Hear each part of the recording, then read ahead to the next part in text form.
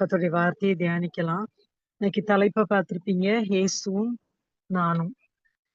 அப்படின்னா, நம்ம ஒவ்வொருவரோடும் இயேசுவுக்கு இருக்கிற உறவை குறித்து, அல்லது அவர் நம்மட்ட எதிர்பார்க்கிற காரியத்தை குறித்து நம்ம இன்னைக்கு தியானிக்கலாம். அது என்ன அப்படின்னா, வேதத்துல இயேசு கேட்ட சில கேள்விகள்.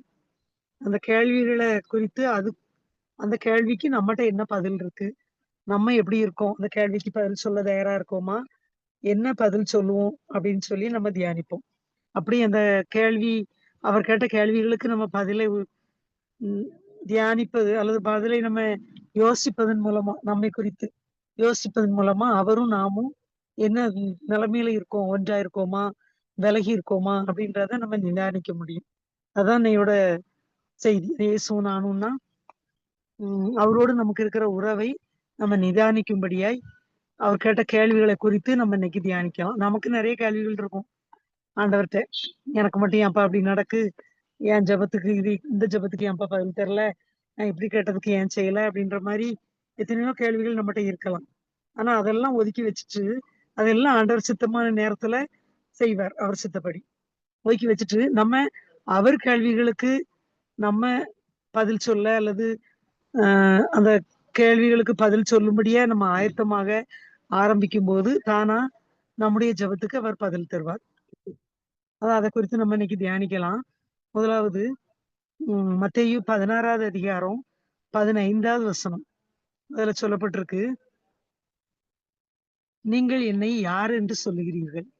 இயேசுப்பா கேட்காங்க. சீஷர்கள பார்த்தா கேட்டாங்க அப்படின்னாலும், இன்னைக்கு நம்ம அந்த வேதத்துல உள்ளது தான் நம்மளும் கேட்கிறோம், நம்ம வாசிக்கிறோம். நம்ம வாசிக்கும்படியா அல்லது நம்ம உணரும்படியா தான் அந்த சிஷ்யர்ட்ட பேசினதையுமே திஷ்டாந்தமா எழுதி வச்சிருக்கு. அப்ப இது நம்மட்ட பேசுன மாரி தான். அப்ப இயேசப்பா கேட்காங்க, "நீங்கள் என்னை யார் என்று சொல்லுகிறீர்கள்?" அப்படின்னு. இப்ப நம்ம ஒவ்வொருவரும் உணர்ந்து பார்ப்போம். நம்ம ஆண்டவரை எந்த இடத்துல வச்சிருக்கோம். சிலர் நோய் வந்தா மட்டும் கேட்பாங்க. "ஏசப்பா எனக்கு இது சுகமாகட்டும்" அப்படின்னு. அப்படின்னா நோய் ஏதோ பிரச்சனை வந்ததுன்னா, "ஏசப்பா இத சரி பண்ணி தாங்க." மத்த நேரம் அவர தேடுறதே இல்ல. அப்படி இருப்போம். அப்படிப்பட்டவங்களுக்கு அப்படிப்பட்டவங்க நம்ம இயேசு எப்படி வைக்கணும்னா, ஒரு டாக்டர போல. அவர் ஒரு டாக்டரா நம்ம வாழ்க்கையில அவர் எதா இருக்காரு. எப்படி நம்ம சும்மா டாக்டர தேடி போவோமோ, வியாதினா தான் போவோம். மத்தபடி எதுக்கு டாக்டர பார்க்க போறோம்? நம்ம போமாட்டோம். அப்போ இயேசுவ நம்ம அந்த இடத்துல வச்சிருக்கோமா? அல்லது பணம் தேவை அப்டின்னா, ஒரு பேங்க்காரர போல. பணம் தேவைன்னா பேங்க்கு போவோம். அப்படி வச்சிருக்கோமா? அல்லது வீட்ட விட்டு எங்கேயாவது போறோம்னா, "வீட்ட பாதுகாத்துக்கிடுங்கப்பா. வீட்ல உள்ள அவங்கள பாதுகாத்துக்கிடுங்க." அப்படின்னு சொல்லி அதுக்கு மட்டும் நம்ம ஜெபிக்கிறோம்னா, அவர ஒரு காவல்காரர போல நம்ம வச்சிருக்கோமா? வாட்ச்மேன் தான் அப்படி எல்லாத்தையும் பார்க்க சொல்லி ஒப்பு குடுத்துட்டு போவோம். அப்ப அப்படி வச்சிருந்தோம்னா, நம்ம அவர ஒரு காவல்காரரா வச்சிருக்கோம் அப்படின்னு அர்த்தம்.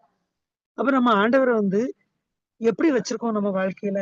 நம்ம தேவைக்காக மாத்திரம் பிரச்சனைன்னா போறோம் அப்படின்னா, நம்ம தேவைக்கு மாத்திரம் அவர அண்டிக் கொள்றோமா? ஒரு ஊறுகாய் மாரி, அதாவது கருவேப்பிலை மாரி.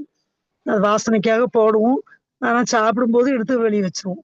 அதப்போல நம்ம தேவைக்கு மட்டும் அவர பயன்படுத்திக்கிட்டு, மத்த நேரம் அவர ஒதுக்கி தள்றோமா? அப்படின்னு நம்ம யோசிச்சு பார்க்கணும். ஆண்டவர் அதான் கேட்கிறாரு. "நீங்க என்ன யார் என்று சொல்லுகிறீர்கள்?" அல்லது எல்லாவற்றுக்கும் மேலா, "அவர் என் தகப்பன். அவர் என் தேவன். அவரும் நானும் ஒன்று. அவருக்கு தான் நான் முதலிடம் குடு" ஆண்டவர் அதான் விரும்புறாரு. நம்ம குடும்பமா இருந்தா கூட, குடும்பத்த தந்தது ஆண்டவர் தான். அப்ப குடும்பத்த விட அவர நேசிக்கணும் அப்படின்னு அவரே சொல்றாரு. ஆபிரகாம்ட்ட சொல்லுவாரு. ஈசாக்க பலி கொடுக்க சொல்லுவோம். ஏக சுதனும் உன்னோட விருப்பமான அந்த புதல்வனையும் நீ கொண்டு பலியிடு அப்படின்னு சொல்லிட்டு. ஏக புதல்வன் ஒரே மகன கொண்டு பலியிடு அப்படின்னு சொல்லி. ஆனா அவரு பலியிட துணிஞ்ச உடனே அப்புறம் சொல்வாரு. "நீ அவன விட என்ட்ட அன்பா இருக்க அப்படின்றத அறிஞ்சுக்கிடுதேன்." அப்படின்ற மாரி சொல்வாரு. அ அதுல அப்படி ஆண்டவர் நம்மள சோதிப்பார். நெறைய வசனங்கள் இருக்கு அதுக்கு. உன் குடும்பத்த விட என்ன அதிகமா நேசிக்கணும். என்ன விட நீ யாரையும் நேசிக்கக் கூடாது அப்படின்னு சொல்லுவாரு, எதிர்பார்ப்பாரு. அப்ப அவர் தந்த குடும்பம் தான். அவரு தான் நமக்கு எல்லாம். வேலையா இருக்கட்டும், ம் குடும்பமா இருக்கட்டும், அ பணமா இருக்கட்டும், தொழிலா இருக்கட்டும், எல்லாமே அவர் நமக்கு தந்தது. இப்ப அதெல்லாம் விட அவர நேசிக்கும்போது, இதெல்லாம் தானாவே நடக்கும். அப்ப அவரை நம்ம ஒரு தகப்பனா வைத்து, ஒரு நமக்கு தெய்வம், தகப்பன் எல்லாம் அவர்தான். அவர முழுமையா இடத்துல எல்லாவற்றும் அவர்ட்ட கேட்டு செய்ற மாரி, அவர வைத்திருந்தோம்னா, அததான் கர்த்தர் விரும்புறார். இன்னைக்கு நம்ம ஒப்பு குடுக்கணும். ஆண்டவரே, எல்லாம் எனக்கு நீங்க தான்ப்பா. அவர் கூட நம்ம கூட அவர் இருக்காரு, விரும்புறாரு இருக்கறதுக்கு. அப்ப எத செய்தாலும், "அப்பா உங்களுக்கு இது பிடிக்குமா? இத நான் செய்யலாமா? இப்படி பேசலாமா? இங்க போகலாமான்னு?" ஒவ்வொன்னுக்கும் அவர்ட்ட ஆலோசனை கேட்டு, அவர் சித்தத்தின்படி நம்ம செய்து வாழ்வதே அவர் விரும்புகிறார். நம்ம இன்னைக்கு ஒப்பு குடுப்போம். ஆண்டவரே, நான் உங்கள என் தகப்பனா வச்சிருக்கேன்ப்பா. என் ஜீவனா வச்சிருக்கேன்ப்பா. எனக்குள்ள நீங்க வாழ்றீங்க. நீங்க தான் எனக்கு எல்லாம். அதாவது எனக்குள்ள அவர் பிழைத்திருக்கிறார் அப்படின்னு சொல்லுது. அப்ப நம்ம சரீரமும் அவர் உயிருமாய் இருக்கிறார். நீங்க தான்ப்பா என் உயிர். நீங்க தான்ப்பா எனக்கு எல்லாம். அப்படின்னு சொல்லி நம்ம ஒப்பு குடுக்கணும்னு ஆண்டவர் விரும்புறார். அதான் அந்த கேள்வி இன்னைக்கு நமக்கு ஞாபகப்படுத்துறார். நீங்க என்ன யார் என்று சொல்லுகிறீர்கள்? ஏதோ டாக்டர் மாரியோ, பேங்க்கார் மாரியோ, காவல்காரர் மாரியோ இல்லாம, "ஏசப்பா நீங்க தான் என் ஜீவன். எனக்குள்ள நீங்க வாசமாயிருங்க. நான் முழுசா என்னைய ஒப்பு குடுக்குறேன். எல்லாம் உங்க சித்தப்படி நான் செய்ய ஒப்பு குடுக்குறேன்." அப்படின்னு சொல்லி நம்ம ஒப்பு கொடுப்பது தான் அந்த கேள்விக்கான பதில்.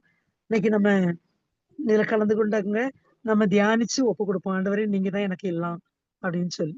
2வது அவர் கேட்ட ஒரு கேள்விய தியானிக்கலாம். மத்தேயு 9வது அதிகாரம் 28வது வசனம்.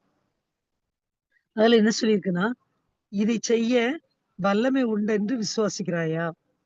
இது யார பார்த்து கேட்கிறாரு? அந்த 2 குருடர்கள பார்த்து. அப்ப அவங்க கண் பார்வை தெரியணும்னு கேட்ட உடனே, அவங்க விரு விரு விசுவாசிச்சு தான் வாராங்க. அவர்கிட்ட தேடி தான் வாராங்க. ஆனாலும் ஆண்டவர் கேட்காரு, "இதை செய்ய எனக்கு வல்லமை உண்டு என்று நீ விசுவாசிக்கிறாயா?" இப்ப நம்மளும் இயேசுவ தேடி இதான் இன்னைக்கெல்லாம் Zoomக்கு வந்திருக்கோம். ஆ ஆலயத்துக்கு போறோம். நெறைய காரியங்கள்ல நம்ம அவர தேடுறோம். ஆனாலும் விசுவாசத்தோட நம்ம அவர தேடுறோமா? விசுவாசிக்கிறோமா? அது சும்மா ஏதோ போறோம், வந்தோம், போனோம்னு இருக்கோமா? அல்லது நம்ம விசுவாசத்தோட ஆண்டவர் நமக்கு செய்வார். நம்மள நம்ம பிரச்சனைகளை மாற்றுவார். எனக்கு சுகம் தருவார்.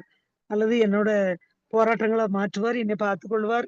என்னை பரலோகத்துக்கு கூட்டு போவார்ன்னு எல்லா விஷயத்திலயும் அவர நம்பி அவர தேடுறோமா? அவர்ட்ட வந்தா போதாது. அவர தேடுனா போதாது. அவர் விரும்புற விசுவாசம் நமக்கு வேணும். விசுவாசத்த குறித்து வேதம் நெறைய சொல்லியிருக்கு. விசுவாசம் இல்லாமல் அவருக்கு பிரியமா இருப்பது கூடாத காரியம். அதப்போல விசுவாசிக்காத யாவும் பாவமே அப்படின்னு சொல்லியிருக்கு. அது மட்டும் இல்ல, மத்தேயு 13வது அதிகாரத்துல கடைசி வசனத்துல சொல்லியிருக்கு. அவருடைய அவிசுவாசிகளின் நிமித்தம் அவர்களுக்கு அற்புதம் செய்ய முடியாமல் போயிற்று அப்படின்னு. அப்ப அவிசுவாசம் இருந்ததுன்னா, ஆண்டவர்ட்ட நம்ம அற்புதத்தை எதிர்பார்க்க முடியாது. அப்ப சும்மா நம்ம ஏனோ தானோன்னு சர்ச்சுக்கு போறோம், அவர தேடுறோம் அப்படின்னு இல்லாம, விசுவாசத்தோட தேடினாதான், அவர் கரத்துல இருந்து நம்ம அற்புதங்களை பெற்றுக்கொள்ள முடியும். அவருக்கு வல்லமை இருக்கு. அவர் எல்லாவற்றையும் செய்ய வல்லவர் அப்படின்றத நம்ம விசுவாசிக்கும்போது தான் நம்ம அதை சுதந்திரித்துக் கொள்ள முடியும். அ அப்படி ஒருவேளை நமக்கு விசுவாசம் குறைவா இருந்தாலும், அதுவும் நம்ம பார்த்தோம் வேதத்துல. மார்க் 9வது அதிகாரத்துல சொல்லப்பட்டிருக்கு. ஒரு தகப்பன் மகன வந்து ஒரு ஊமையான ஒரு ஆவி பிடிச்சிருக்குன்னு சொல்லிட்டு சுகப்படுத்துறதுக்கு கூட்டிட்டு வராரு. அப்ப சொல்றாரு, அவன கொல்லும்படியா அது தீயிலும், தண்ணீயிலும் தள்ளிருது. சுகமாக்குங்கன்னு கேட்கும்போது ஆண்டவர் அவன்ட்ட கேட்காரு. "நீ என்ன விசுவாசிக்கிறாயா?" அப்போ சொல்லுவாரு, "ஆண்டவரே, என் அவிசுவாசம் நீங்க எனக்கு உதவி செய்யும்ன்னு" சொல்லிட்டு கண்ணீரோடு கேட்டாருன்னு சொல்லப்பட்டிருக்கு. அப்ப அப்படி கேட்ட உடனே அவருக்கு விசுவாசத்த குடுத்து கர்த்தர் ஒரு அற்புதத்தை செய்தார். அப்ப நாமும் ஒரு வேளை நம்ம விசுவாசத்துல குறைவுள்ளவனுங்களா இருந்தோம்னா, நம்மை பார்த்து "என்னை விசுவாசிக்கிறாயா? இதை செய்ய வல்லமை உண்டென்று விசுவாசிக்கிறாயான்னு" சொல்ற ஆண்டவர்ட்ட நம்ம சொல்லுவோம், "ஆண்டவரே விசுவாசிக்கிறேன்." ஒருவேளை விசுவாசம் குறையா இருந்தா, "எங்க அவிசுவாசத்த என்னை விட்டு நீக்கி போடுங்கப்பா." கண்ணீரோட நம்ம கேட்போம். கர்த்தர் நம்ம அவிசுவாசத்தை நீக்கி நமக்கு விசுவாசத்தை கட்டளையிடுவார். ஏன்னா விசுவாசத்தை துவக்கிறவரும், முடிக்கிறவரும் அவர்தான்னு சொல்லப்பட்டிருக்கு. அதனால நம்ம கண்ணீரோட கேட்கும்போது, அவர் நம்முடைய விசுவாசத்தை வர்த்திக்க செய்வார். அப்ப நம்ம சொல்லுவோம், "ஏசப்பா, நான் உங்கள விசுவாசிக்கிறேன்." முதலாவது, நீங்க தான் எனக்கு எல்லாம். என்னை யார் என்று சொல்கிறீர்கள்ன்னு கேட்கும்போது, நீங்க தான் எனக்கு எல்லாம் அப்படின்னு சொல்லி ஒப்புக் குடுப்போம். 2வது, என்னை விசுவாசிக்கிறாயான்னு கேட்கும்போது, நான் விசுவாசிக்கிறேன்ப்பா. என் விசுவாசத்த வர்த்திக்க செய்யுங்க அப்படின்னு சொல்லி இந்த நாள்ல நம்ம ஒப்புக் குடுப்போம். 3வது ஒரு கேள்வி, யோவான் 5வது அதிகாரம் 6வது வசனத்துல சொல்லியிருக்கிறார். "நீ சொஸ்தமாக வேண்டும் என்று விரும்புகிறாயா?" இது யார பார்த்து 38 வருஷமா படுக்கையில இருந்த ஒரு ஆள பார்த்து கேட்கிறாரு. ஒரு வியாதிஸ்தன பார்த்து, "நீ சுகமாக வேண்டும் என்று விரும்புகிறாயா?" அவரு சுகமாக்க வழி அது பெதஸ்தா குளம் கலங்கும் போதெல்லாம் எல்லாரும் முந்திய யார் ஃபர்ஸ்ட் இறங்குறாங்களோ அவங்களுக்கு சுகம் கிடைக்கும். யாராவது இறங்கிர்றாங்க. நான் இறங்கறதுக்குள்ள என்னை தூக்கிட்டு போக ஆள் இல்ல அப்படின்னு சொல்லிட்டு உட்கார்ந்திருக்காரு. அப்ப அவர் விரும்ப போய் தான் இருக்காரு. ஆனாலும் ஆண்டவர் அவரை பார்த்து நீ விரும்புகிறாயா? அப்ப என்ன அர்த்தம் அப்படின்னா, நம்மட்ட ஒரு விருப்பத்தை கர்த்தர் எதிர்பார்க்கிறார். விரும்பணும் நம்ம. வாஞ்சிக்கணும். அவர குறித்து நம்ம வாஞ்சையா இருக்கணும். அதாவது நான் பரிசுத்தமா வாழணும். வாழ விரும்புறேன்ப்பா. உங்க வாக்குத்தத்தங்கள் என்னில் நிறைவேற விரும்புறேன்ப்பா. நான் உங்களுக்கு பிரியமாய் வாழ விரும்புறேன். நான் உங்க வருகைக்கு ஆயத்தமாக விரும்புறேன். அப்படின்னு சொல்லி நம்ம அல்லது என் பிரச்சனைகள் உலக பிரகாரமானாலும், என் பிரச்சனை மாறணும்னு விரும்புறேன். இந்த கடன் மாறணும்னு விரும்புறேன். எனக்கு சுகம் கிடைக்கணும்னு விரும்புறேன்னு சொல்லி ஆண்டவர்ட்ட நம்ம ஒப்பு குடுக்கணும். அல்லது தேவ சித்தத்தின்படி வாழ விரும்புறேன் அப்படின்னு சொல்லி நம்ம விரும்பணும். அந்த விருப்பத்த நம்ம கர்த்தரிடத்துல தெரியப்படுத்தணும். அதான் ஆண்டவர் எதிர்பார்க்கிறார். "நீ விரும்புகிறாயா?" அப்படின்னு கேட்காரு. இப்ப நமக்கு நம்ம யோசிச்சு பார்ப்போம். உண்மையிலேயே நம்ம விரும்புறோமா? ஒரு வாஞ்சை இருக்கா நமக்கு? நீதியின் மேல் வசனம் சொல்லுது, "நீதி மேல் பசி தாகம் உள்ளவன் பாக்கியவான். அவன் திருப்தி அடைவான்." அப்ப அந்த பசி தாகம் நமக்கு இருக்கணும். நீதியா வாழணும் அப்படின்னு சொல்லி நமக்கு ஒரு வைராக்கியம் வேணும். நமக்கு ஒரு விருப்பம். அதான் விருப்பம். அந்த விருப்பம் வேணும். அது தேவ சித்தத்தின்படி வாழ நமக்கு ஒரு விருப்பம் வேணும். எப்படியாவது உங்க சித்தப்படி வாழணும்ப்பா. நான் அப்படி இல்லாம சும்மா படி வாழ்ந்துகிட்டு சும்மா ஆண்டவரையும் தேடிக்கிட்டு என் இஷ்டம். அதான் ஒரு வசனம் சொல்லுது சங்கீதம் 106ல 13, 14 வசனங்கள்ல. இஸ்ரவேல் ஜனங்கள பத்தி சொல்லியிருக்காரு. அவர்கள் சீக்கிரத்தில் என் கிரியையை மறந்தார்கள். அவர்கள் என் ஆலோசனைக்கு காத்திராமல் வனாந்தரத்தில் இச்சை உள்ளவர்களாய் அவாந்தர வெளியில் தேவனை பரீட்சை பார்த்தார்கள் அப்படின்னு சொல்லிட்டு. அப்ப அவர் என்ன விரும்புறாருன்னா, அவர் ஆலோசனைக்கு காத்திருக்கணும்னு விரும்புறாரு. அப்ப நம்ம போய் ஆண்டவருக்கு காத்திருக்கணும். ஆண்டவரே நான் இப்படி வாழ விரும்புறேன்ப்பா. நான் உங்களுக்கு காத்திருக்க விரும்புறேன். உங்களுக்கு பிரியமாய் வாழ விரும்புகிறேன். வசனம் சொல்லுது, கர்த்தருக்கு பயந்து அவருடைய கிருபைக்கு காத்திருக்கிறவர்கள் மேல் கர்த்தர் பிரியமாயிருக்கிறார். இப்படி எத்தனையோ அவருக்கு பிரியமான வசனங்கள் இருக்கு. அப்ப அத நம்ம யோசிச்சு, இது உங்களுக்கு பிரியம். அதுபடி நான் வாழுவேன். உங்க கிருபைக்கு நான் ஒவ்வொரு நாளும் அதிகாலையில காத்திருப்பேன். உங்கள சந்தோஷப்படுத்துவேன். ஆமா நீ ஞானவானாகி என் இருதயத்தை சந்தோஷப்படுத்து அப்படின்னு வசனம் இருக்கு.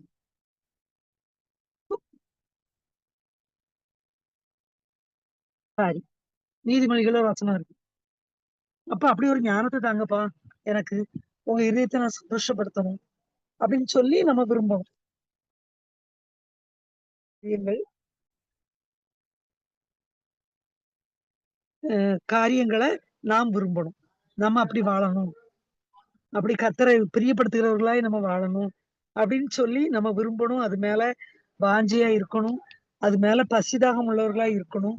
அப்படின்னு ஆண்டவர் விரும்புறார். அதனால இன்னைக்கு நம்ம ஒப்பு குடுப்போம். ஆண்டவரே, நான் விரும்புகிறேன். உங்களுக்கு பிரியமாய் வாழ எதுவா இருந்தாலும் நம்ம இப்போ ஒரு பாவத்த விட விரும்புறேன். ஐயோ! அந்த பாவம் என்னைய அடிமைப்படுத்தி வச்சிருக்கு. ஒருவேளை ஏதோ ஒண்ணுல நம்ம அடிமையா இருக்கலாம். அப்ப ஏசப்பா இதுலருந்து நான் விடுதலை ஆகணும். அத விரும்பும்போது தான் நம்ம அதுக்காக ஜெபிக்க முடியும். அதுக்காக முயற்சி எடுக்க முடியும். அதுக்காக ஆண்டவர்ட்ட போய் காத்திருக்க முடியும். இப்ப நம்ம விரும்பணும்னு ஆண்டவர், "நீ விரும்புகிறாயா? சுஸ்தமாக வேண்டும் என்று விரும்புகிறாயா?" அப்படின்னா, ஆண்டவரே ஆமா இதுலருந்து எனக்கு சுகம் வேணும். இதுலருந்து எனக்கு விடுதலை வேணும்னு சொல்லி, நமக்கு ஒரு விருப்பம் வேணும். அப்படி விரும்புறேன் ஆண்டவரே! அப்படின்னு சொல்லி நம்ம ஒப்பு கொடுப்போம். விரும்பும்போது தான் நம்ம அடுத்து ஃபர்ஸ்ட்டு அடிப்படை விருப்பம் தான். அதுக்கப்புறம் அடுத்த முயற்சிக்கு போ முடியும். அதனால இன்னைக்கு நம்ம அதை ஒப்புக் கொடுப்போம். முதலாவது நீங்க என்னை யார் என்று சொல்கிறீர்கள் என்ற கேள்விக்கு, அப்பா நீங்க தான் என் ஜீவன். நீங்க தான் என் தகப்பன். நீங்க தான் எனக்கு எல்லாம் அப்படின்னு சொல்லி, ஏதோ ஒரு பகுதிக்கு மட்டும் நீங்க தேவன் இல்லப்பா. நமக்கு தேவைன்னா மட்டும் அவர தேவனா வச்சுக்கிட்டு, அ மத்த எல்லாத்தையும் நம்ம இஷ்டப்படி வாழ்வது இல்ல. அப்படி ஆண்டவர் நம்மட்ட எதிர்பார்க்கல. அப்படி இல்ல ஆண்டவரே, எல்லாவற்றிலும் நீங்க தான் எனக்கு. எல்லாவற்றிலும் நான் உங்கள முன்னிலைப்படுத்துறேன். அப்படின்னு சொல்லி நம்ம இன்னைக்கு ஒப்புக் கொடுப்போம். 2வதாக, இதை செய்ய வல்லமை உண்டென்று விசுவாசிக்கிறாயா? அப்படிங்க. ஆமாப்பா, நான் விசுவாசிக்கிறேன். எல்லாம் செய்ய உம்மால முடியும். அது மட்டும் இல்ல, அவிசுவாசத்த நீங்க செய்யும். என் விசுவாசத்த வர்த்திக்க செய்யும். விசுவாசத்த துவக்கிறவரும், முடிக்கிறவரும் நீங்க தான். அந்த அப்படி எனக்கு விசுவாசத்த துவக்கி தாங்க. என் விசுவாசத்த வர்த்திக்க செய்யுங்க. இன்னும் நான் விசுவாசத்துல வளரணும் அப்படின்னு சொல்லி கர்த்தர்ட்ட ஒப்புக் கொடுப்போம். திரும்ப ஞாபகப்படுத்துறதுக்காக நான் திரும்ப சொல்றேன். 3வதாக விரும்புகிறாயா? சொஸ்தமாக வேண்டும் என்று விரும்புகிறாயான்னு கேட்காரு. ஆமா ஆண்டவரே, நான் விரும்புறேன். நம்மள ஒப்புக் குடுப்போம். நான் உமக்கு பிரியமாய் வாழ விரும்புறேன். நான் சுகம் பெற விரும்புகிறேன். நான் விடுவிக்கப்பட விரும்புகிறேன். இந்த பாவத்த விட்டுவிட விரும்புகிறேன். உம்முடைய பாதத்தில் காத்திருக்க விரும்புகிறேன். உம்முடைய சித்தத்தை செய்ய விரும்புகிறேன்னு சொல்லி, நம்ம வ நம்ம வந்து விரும்பணும். விரும்புறதுக்கு உதவி செய்ய முடியலன்னா கேட்போம். விரும்புனா தான் நம்ம அதுக்கப்புறம் செயல்பட முடியும். அதுக்கு ஏற்ற முறையில. இது 3வது. 4வதாக ஆண்டவர் நம்மை பார்த்து கேட்கிறார். மத்தேயு 8வது அதிகாரம் 26வது வசனத்துல கேட்கிறாரு. அற்ப விசுவாசிகளே ஏன் பயப்படுகிறீர்கள்? கேட்காரு பாருங்க. விசுவாசம் இல்லாட்டா தான் நமக்கு பயம் வரும். அப்ப பயம் அப்படிங்கிறது ஆண்டவர் நம்ம பயத்தின் ஆவிய கொடுக்கலன்னு சொல்லியிருக்காரு. வெளிப்படுத்தின விசேஷத்துல ஒரு இடத்துல நரகத்துக்கு போறவங்க பயப்படுகிறவர்கள் முதல் இடத்துல இருக்கு. யாரெல்லாம் நான் அக்கினி கந்தகம் எரிகிற அந்த கடலுக்கு போய் விழுவாங்கங்க பயப்படுகிறவர்கள் அப்படின்னு. அப்ப ஆண்டவர் பயப்படாதே அப்படின்னு 365 தடவ வேதத்துல சொல்லப்பட்டிருக்கு. 365 தடவைன்னா ஒரு நாளைக்கு ஒரு தடவ சொல்றாருன்னு அர்த்தம். பயப்படாத, பயப்படாதேன்னு சொல்லிட்டு இருக்காரு. அந்த தேவன் இதுல சொல்றாரு, அற்ப விசுவாசிகளை ஏன் பயப்படுகிறீர்கள்? நம்ம நம்புனோம்னா நம்ம பயப்பட மாட்டோம். இது இந்த கிரிக்கெட்லாம் நடக்கும்போது பார்த்தீங்கன்னா, கிரிக்கெட் மேட்ச்ல ரொம்ப ஆர்வமா இருப்பாங்க நெறைய பேரு. அப்போ 2 நாட்டுக்கு நடக்கு. இந்தியாவுக்கும் இன்னொரு நாட்டுக்கும் நடக்கு அப்டின்னா, ஆ அப்டி ரொம்ப ஆர்வமா பார்ப்பாங்க. போய் நேர்ல பார்க்கறது மட்டும் இல்ல, ஃபோன்ல, டிவில பார்ப்பாங்க. பார்ப்போம். அப்டி பார்க்கும்போது பயமா இருக்கும். ஐயோ! அவன் 6 அடிச்சுட்டானே! நம்ம ஆளு என்ன செய்வாரோ தெரியலையே! இவன் தோத்துட்டானே! அப்ப திருப்பி வர முடியுமா? ஜெயிக்க முடியுமான்னு சொல்லி டென்ஷன்லயும், பயத்திலயும் அதுல ஆர்வம் உள்ளவங்க அப்படி பார்த்துக்கிட்டு இருப்பாங்க. ஆனா, அந்த கிரிக்கெட்ல மறுநாள் அது முடிஞ்சிரும். யார் ஜெயிச்சான்ட்டு முடிவெல்லாம் அறிவிச்சுட்டாங்கன்னு வைங்க, அறிவிச்சுருவாங்க. அதுக்கப்புறம் மறுநாள்ல அத சுருக்கமா ஹைலைட்ஸ், கிரிக்கெட் ஹைலைட்ஸ்ன்னு சொல்லி போடுவாங்க. அப்போ என்னன்னா, சுருக்கமா கொஞ்ச நேரம் போடுவாங்க. அதுல என்ன நடக்கும்? இப்படி மணிக்கணக்கா உட்கார்ந்து பார்க்க முடியாதவங்க அத பார்ப்பாங்க. அப்ப அந்த ஹைலைட்ஸ்ல என்ன நடக்கும் அப்படின்னா, யாரு அந்த முக்கியமானத மட்டும் போடுவாங்க. இவங்க இறங்குனாங்க, இவங்க இத்தன அடிச்சாங்க, அப்புறம் இவங்க தோத்துட்டாங்க, அதுக்கப்புறம் அவங்க இறங்குனாங்க அப்படின்னு சொல்லி இந்த முக்கியமானத போடும்போது பார்த்தீங்கன்னா, எந்த பதட்டமுமே இருக்காது. ஏன்? யார் ஜெயிச்சுட்டான்னு ஏற்கனவே நமக்கு தெரியும். நேரத்தையே நமக்கு ரிசல்ட் கிடைச்சிட்டு. இன்னைக்கு அவங்க எப்படி ஜெயிச்சாங்க அப்படின்னு சொல்லி தான் பார்க்கும். யாரு எத அடிச்சா? எப்படி தோத்தாங்க? தோத்து போனவங்க. ஜெயிச்சவங்க எப்படி ஜெயிச்சாங்க? யாரால அந்த விக்கெட்ட இழந்தாங்க? யாரால அந்த ஸ்கோர இழந்தாங்கன்னு சொல்லிட்டு, அத பாக்கறதுக்கு தான் அந்த ஹைலைட்ஸ் பார்ப்போமே தவிர, ரிசல்ட் நமக்கு நேரத்தையே தெரிஞ்சிரும். அப்போ அந்த நேரத்துல நமக்கு பயம் இருக்காது. அத பார்க்கவங்களுக்கு. பயமே இருக்காது. அதே போல தான் நம்ம வாழ்க்கையில நம்ம ஜெயம் பெற பிறந்தவர்கள். இயேசுவின் ரத்தத்தால நம்ம ஜெயித்து விட்டோம். அது உண்மை. ஆண்டவர் நமக்கு ஜெயத்தை தந்து விட்டார். நம்ம நம்பாம இருக்க போய் தான் தோற்று போறோம்னு நெனச்சுட்டு தோல்வியில இருக்கோம். ஆனா முடிவு நமக்கு ஜெயம் தான். நம்ம வாழ்க்கையில நெறைய தோல்விகள் போல தெரியலாம். தோற்று போனது போல இருக்கலாம். ஆனா, அவரில் அன்பு கூறுகிறவர்களுக்கு சகலமும் நன்மைக்கு ஏதுவாகவே நடக்கிறது அப்படின்னு சொல்லி வேதம் சொல்லுது. அப்போ ஒரு சகோதரன் நெறைய சாட்சிகள கேட்டிருக்கோம். அதுல படிப்புல ஃபெயில் ஆயிட்டேன் நான். பெரிய தொழிலதிபர். அந்த மோன்ஸ்டாசஸ் பிரதர் கூட சொல்லியிருக்காரு. அப்ப பியூசி தான் உண்டு. அ எஸ்எஸ்எல்சிக்கு அப்புறம். 10த் தான் 11த் வரை எஸ்எஸ்எல்சி. அதுக்கப்புறம் அந்த ஹையர் செகண்டரிக்கு பதிலா பியூசின்னு ஒண்ணு உண்டு. அப்ப அந்த பியூசில ஃபெயில் ஆயிட்டாராம். அப்போ ரொம்ப கவல. தோத்துட்டோம் அப்படின்னு. ஆனா அதுக்கப்புறம் தெரியுது, ஒரு வேள அதுல பாஸ் பண்ணியிருந்தா, ஏதோ ஒரு சாதாரண வேலைக்கு போயிருந்திருப்போம். இவ்வளவு பெரிய இன்னைக்கு லட்சங்கள ரட்சிப்புக்குள்ள நடத்தக்கூடிய ஊழியக்காரரா கர்த்தர் வச்சிருக்காரு. இவ்வளவு பெரிய உயர்வு, எவ்வளவு பெரிய பதவி அது பாருங்க ஊழியக்காரர்ன்றது. ஆனா, அது இப்ப நினைக்கிறேன் பியூசில தோற்று போனது நல்லது அப்படின்னு சொல்லி. அல்லது ஏதோ ஒரு வேலைக்கு போயிருந்திருப்பேன் அப்படின்னு அவர் சொன்ன சாட்சிய நான் கேட்டுருக்கேன். அப்ப நெறைய விஷயங்கள் நம்ம சிலர் பஸ்ஸுக்கு ஓடி போவாங்க. பஸ்ஸ விட்டுருவாங்க. ஐயய்யோ! விட்டுட்டேனே! நான் இவ்வளோ அவசரமா வந்தேனே! நான் அந்த வேலைய எப்படியாவது முடிக்கணுமே! அப்படின்னு சொல்லுவாங்க. பார்த்தா அந்த பஸ் பிரேக் டவுன் ஆயிருக்கும். அல்லது ஆக்சிடென்ட் ஆயிருக்கும். ஏதோ ஒண்ணு. அப்போ நினைப்போம், ஐயோ! நல்ல வேளை நான் அந்த பஸ்ல போகல. அப்ப சில விஷயங்கள் சில பிரேக்கு நம்ம வாழ்க்கையில வருது, சில தோல்வி வருதுன்னா, அத ஆண்டவர் நன்மைக்காக, நம்ம நன்மைக்காக அனுமதிக்கிறாரே தவிர, முடிவு நமக்கு ஜெயம் தான். அன்னைக்கு நம்ம போயிருந்தா நமக்கு ஒரு பெரிய பாதிப்பு வந்திருக்கும். அதுல போக விடாம ஆண்டவர் நம்மை தடுத்திருக்காரு. அத நம்ம உணர்ந்துகிட்டோம்னா, அவர்ல அன்பு கூறுகிறவர்களுக்கு சகலமும் நன்மைக்கு ஏதுவா இருக்கிறது. அது நமக்கு தெரிஞ்சுட்டுனா, நம்ம இத குறித்து கவலைப்பட மாட்டோம். இந்த தோல்வியோ, இந்த சிறுமையோ அல்லது இந்த அ ஏதோ ஒண்ணு நம்ம வாழ்க்கையில வந்து ஒரு நன்மைக்காக, பின்னால நமக்கு ஒரு ஜெயத்த தர்றதுக்காக நடக்குது. அப்படின்னு நம்ம புரிஞ்சுக்கிட்டோம்னா, ஏன்னா அவருக்குள்ள இருக்கிறோம் நம்ம. அவர் நமக்காக எல்லாவற்றையும் செய்து முடித்து விட்டார். அவர் செய்ய நினைத்தது தடைபடாது. அப்படின்னு நம்ம நிச்சயமா நம்ம அத நினைக்கும்போது, நமக்கு பயத்துக்கு இடமே கிடையாது. பயப்படவே வேண்டாம். அந்த ஹைலைட்ஸ பார்க்கவங்க எப்படி தைரியமா டென்ஷன் ஆகாம, பயப்படாம பார்த்துக்கிட்டு இருப்பாங்க. அதேபோல ரிசல்ட் தெரியும் நமக்கு.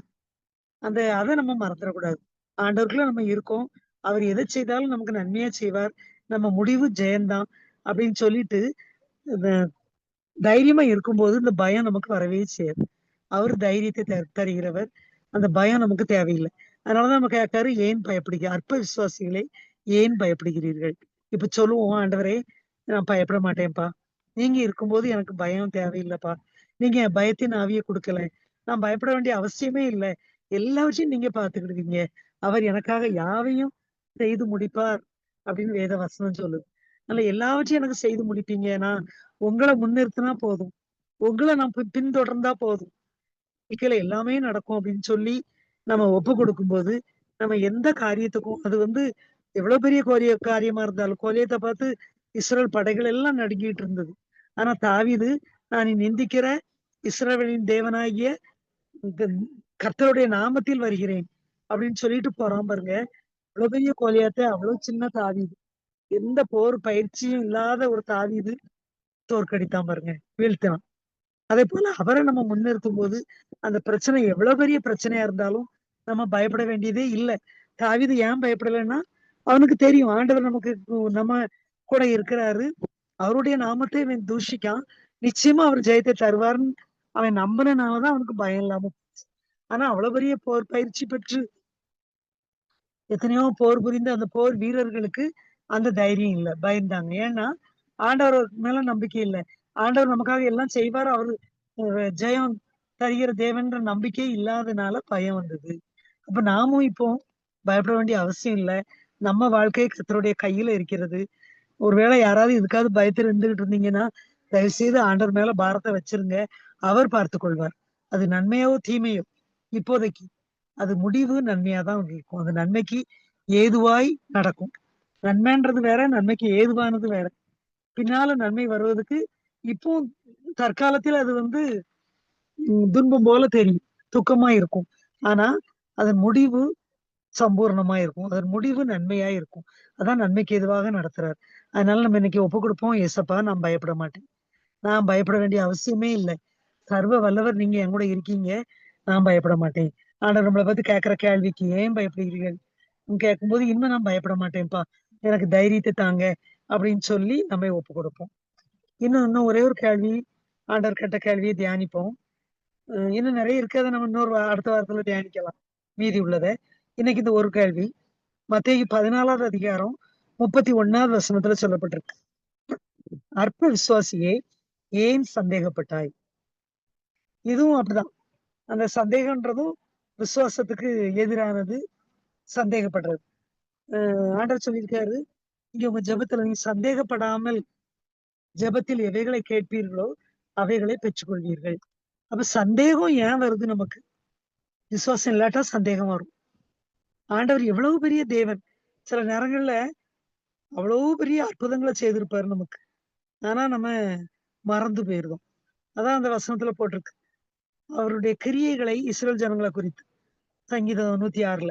அவருடைய கிரியைகளை அவர்கள் சீக்கிரமாய் மறந்தார்கள். இதுவரை நம்மள நடத்திட்டு வந்தது அவர்தான். எவ்வளவு பெரிய மலை போல பிரச்சனைகள தாண்டி வர நமக்கு உதவி செய்தது அவர்தான். 5 வருஷத்துக்கு முன்னாலயோ, 10 வருஷத்துக்கு முன்னாலயோ, ஏன் 6 ஒரு எவ்வளவு பெரிய பிரச்சனை வந்தது. இத எப்படி தாண்ட போறோம்? இந்த கடன எப்படி அடைக்க போறோம்? இந்த வியாதி எப்படி சுகமாக போகுது? அப்படின்னு சொல்லி என்னென்னலாமோ பிரச்சனை. எப்படி நம்ம பிள்ளைக்கு கல்யாணம் பண்ணி வைக்க போறோம்? அல்லது எப்படி பிள்ளைய வளர்க்க போறோம்ன்னு படிக்க வைக்க போறோம்? எப்படி? எதெல்லாமோ நம்மளை நெருக்கியது. ஆனா, அதையெல்லாம் கர்த்தருடைய நாமத்தில் நம்ம கடந்து வர கர்த்தர் உதவி செய்தார். அவர் கூட இருந்து நடத்தி தந்தார். அதெல்லாம் நினைக்கும் போது நம்ம சந்தேகப்பட வேண்டிய அவசியமே இல்லை. அவர் கிரியைகளை நம்ம மறந்து போனாதான் நம்ம சந்தேகப்படணும். அதான் ஆண்டவர் கேட்கிறாரு, அற்ப விசுவாசியே ஏன் சந்தேகப்பட்டாய்? அப்ப அந்த விசுவாச குறைவு தான் அற்ப விசுவாசின்னு சொல்றேன். விசுவாச குறைவு தான் நமக்கு பயத்தை தருது, சந்தேகத்தை தருது. சந்தேகம் ஒரு மோசமான எலும்புருக்கி அப்படின்னு சொல்லுவாங்க. சந்தேகம் வந்துச்சுனாலே நம்மள சந்தோஷமா இருக்க விடாது. நம்மள வியாதிய கொண்டு வந்துரும், பலவீனத்த கொண்டு வந்துரும், நிம்மதிய கெடுத்துரும். எத்தனையோ பிரச்சனைகள் வந்துரும். இப்ப ஆண்டவர் இன்னைக்கு சொல்றாரு, "ஏன் சந்தேகப்பட்டாய்?" அப்ப நம்ம சொல்லுவோம், "ஆண்டவரே எனக்கு சந்தேகம் வேண்டாம்ப்பா. சந்தேகம் இல்லாம இல்லாம எனக்கு விசுவாசத்த தாங்க. என் சந்தேகத்த என்ன விட்டு நீக்கி போடுங்க." அப்படின்னு சொல்லி அவர்ட்ட ஒப்பு கொடுக்கும்போது, கர்த்தர் நம்முடைய சந்தேகத்தை நீக்குவார். நம்ம இன்னைக்கு சொல்லுவோம், "ஏசப்பா, நீர் யோபு 42:2ல சொல்லப்பட்டது போல, நீ செய்ய நினைத்தது தடைபடாது என்று அறிந்திருக்கிறேன்." அப்படின்னு சொல்லுவாரு பாருங்க. அதப்போல நம்ம அறிந்திருக்கிறோம். அவர் செய்ய நினைத்தது தடைபடாது. அவர் கையில நம்ம இருக்கோம். நம்ம கடந்து பயந்துகிட்டு, சந்தேகப்பட்டுக்கிட்டு உலக மனுஷர போல தவிக்க வேண்டிய அவசியம் நமக்கு இல்ல. அதனால நம்ம கர்த்தருடைய கரங்கள்ல ஒப்பு கொடுப்போம். ஒரு தடவ இந்த 5 கேள்விகளையும் தியானிச்சுருவோம். முதலாவது நீங்க திரும்ப அ ஞாபகப்படுத்திருவோம். "நீங்கள் என்னை யார் என்று சொல்லுகிறீர்கள்ன்னு?" கேட்கிறாரு நம்மள பார்த்து. அப்ப "ஏசப்பா, நீங்க தான் எனக்கு எல்லாம்." அப்படின்னு சொல்லி நம்மை ஒப்பு கொடுப்போம். "நீங்க தான்ப்பா எனக்கு எல்லாம். உங்கள ஏதோ ஒரு பகுதிக்கு மட்டும் நான் தேட மாட்டேன்ப்பா. நல்லதா இருந்தாலும், கெட்டதா இருந்தாலும், நன்மையானாலும், தீமையானாலும், உயர்வானாலும், தாழ்வானாலும் உங்கள துதிப்பேன். உங்கள பின்தொடர்வேன். நீங்க தான் என் ஜீவன். நீங்க இல்லாம எனக்கு ஒரு வாழ்க்கை இல்ல." அப்படின்னு சொல்லி நம்மை ஒப்பு கொடுப்போமா? "அப்பா, நான் முழுசும் என்னை ஒப்பு கொடுக்கிறேன்ப்பா. நீங்க தான் எனக்கு எல்லாம்." கர்த்தர் நம்மை நோக்கி கேட்கிற கேள்விக்கு, "நீங்க என்னை யார் என்று சொல்லுகிறீர்கள்?" எவ்வளவு பரிதாபமா கேட்கிறாரு பாருங்க. நம்ம அவர்தான் நமக்கு எல்லாம்ன்னு சொல்லி, நம்மை அவர் கரங்கள்ல ஒப்பு கொடுப்போம். 2வதாக அவர் கேட்காரு, "இதை செய்ய வல்லமை உண்டு என்று விசுவாசிக்கிறாயா?" "ஆம் ஆண்டவரே, விசுவாசிக்கிறேன். உம்முடைய வல்லமையை நான் விசுவாசிக்கிறேன். நீர் தான் வானத்த பூமிய உண்டாக்கினது. நீர் தான் சர்வ வல்லவர். உம்மால் கூடாத காரியம் ஒன்றுமில்லை. எனக்கு இந்த சின்ன காரியத்தை செய்வது உமக்கு லேசான காரியம். நான் விசுவாசிக்கிறேன் அப்பா. நான் விசுவாசிக்க முடியாம இருந்தாலும் என் அவிசுவாசத்தை நீக்கி போடுங்கன்னு" சொல்லி ஒப்பு குடுத்து, "நான் விசுவாசிக்கிறேன் ஆண்டவரேன்னு" நம்ம மனசார எல்லாரும் சொல்லுவோமா? "ஏசப்பா, நான் விசுவாசிக்கிறேன்ப்பா. உங்கள விசுவாசிக்கிறேன்." அப்படின்னு சொல்லி நம்ம ஒப்பு கொடுப்போம். 3வது, "நீ விரும்புகிறாயா? சொஸ்தமாக வேண்டும் என்று விரும்புகிறாயா?" அப்படின்னு ஆண்டவர் கேட்கிறார். நம்ம சொல்லுவோமா? "ஆமா ஆண்டவரே, நான் விரும்புறேன்ப்பா. நான் சுகமாகணும்ப்பா. நான் வியாதி நீங்கணும். என் மனவியாதி நீங்கணும். என் பிரச்சனைகள் நீங்கணும். நான் அடிமைப்பட்டிருக்கிற அந்த காரியத்திலிருந்து விடுதலையாக விரும்புறேன். அப்பா, நான் பரிசுத்தமாய் வாழ விரும்புகிறேன். உங்க சித்தத்தை செய்ய விரும்புகிறேன். உமக்கு காத்திருக்க விரும்புகிறேன். உம்மைப் போல மாற விரும்புகிறேன். அப்பா, உம்முடைய வருகையில் எடுத்துக்கொள்ளப்பட விரும்புகிறேன்ப்பா." அப்படின்னு சொல்லி நம்ம ஒப்பு கொடுப்போமா? எல்லாரும் மனதார கம்மி சொல்லுவோமா? அப்படின்னு சொல்றது எனக்கு அதுல பெருசா உடன்பாடு இல்ல சார். ஏன்னா ஒவ்வொருத்தவங்க ஒவ்வொரு வைப்ல இருப்போம். அவர் வந்து அட்டென்ஷன் ஸ்டாண்டர்டீஸ் அப்படின்னா எனக்கு இது ஸ்கூலுக்குள்ள இருக்கிற மாதிரி ஒரு ஃபீலிங். அது ரொம்ப கழுத்தை நெரிக்கிற மாதிரி இருந்தது சார். அவர் கொண்டு வந்த அந்த ஆண்டவரே, ரூல்ஸ் ரெகுலேஷன்ஸ். என்னை ஒப்பு கொடுக்கிறேன் அப்படின்னு சொல்லி நம்ம ஒப்பு கொடுப்போம். எப்படியாவது நான் விரும்புறேன்யா. நான் உன்னை போல வாழ விரும்புறேன் அப்படின்னு சொல்லி நம்ம ஒப்பு கொடுப்போம். அப்படி ஒவ்வொரு காரியத்திலயும் அடுத்தாப்புல, "நீ ஏன் பயப்படுகிறீர்கள்?" அப்படின்னு கேட்காரு. "பயப்பட மாட்டேன்ப்பா." அப்படின்னு சொல்லி நம்ம ஒப்பு கொடுப்போம். கர்த்தருடைய கரங்கள்ல நம்ம ஒவ்வொரு காரியத்தையும், "பயப்பட மாட்டேன்ப்பா. என் விசுவாசத்தை வர்த்திக்க செய்யுங்கன்னு" சொல்லுவோம். ஏன் சந்தேகப்பட்டாய்ங்காரு. "எனக்கு சந்தேகம் இல்லாதபடி என்னை காத்துக்கொள்ளுங்க" அப்படின்னு சொல்லி நம்ம ஒப்பு கொடுப்போம். கர்த்தர் நம்மை இன்னைக்கு ஒப்பு கொடுக்க வச்சிருக்கிறார். ஒரு கேள்விகள் கேட்டு நம்மிடத்துல ஒரு உணர்வை கர்த்தர் உண்டு பண்ணியிருக்கிறார். இதுக்கு நம்ம ஒப்பு கொடுக்கும்போது கர்த்தர் பெரிய காரியங்களை செய்வார். கர்த்தர் தாமே இந்த வார்த்தைகளை ஆசீர்வதிப்பாராக. ஆமென்.